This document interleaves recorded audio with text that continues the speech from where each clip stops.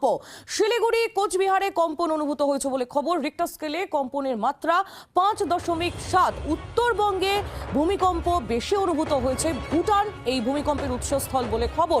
আরো আপডেট আমাদের প্রতিনিধি নারায়ণ সিংহ রায় আমাদের দেবেন, সঙ্গে রয়েছেন টেলিফোন লাইনে। নারায়ণ, কি খবর পাচ্ছ? কোনো ক্ষয়ক্ষতির খবর কি পাওয়া যাচ্ছে?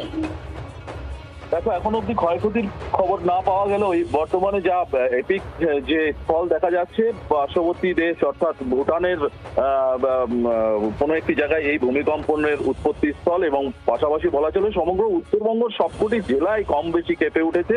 এবং তার পাশাপাশি বলে রাখি যে হঠাৎই বজ্র বিদ্যুৎ সহ বৃষ্টি পড়ছিল এবং সেই সময় কিন্তু এই ভূমিকম্পন, যা নিয়ে শহরবাসী কিছুটা হলেও ভীত।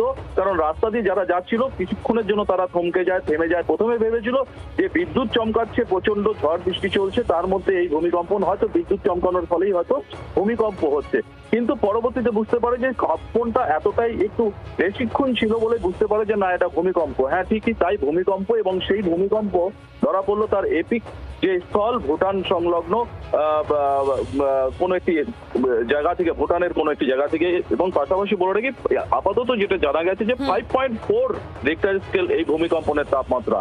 যদিও শহরবাসী এখনো অব্দি ভয়ে রয়েছে এবং ইতিমধ্যেই বৃষ্টিও পড়ছে শহর শিলিগুড়ি জুড়ে। বেশ, তুমি নজর রাখো। ধন্যবাদ তোমায়। নারায়ণ সিংহ রায় আমাদের প্রতিনিধি ছিলেন আমাদের সঙ্গে টেলিফোন লাইনে।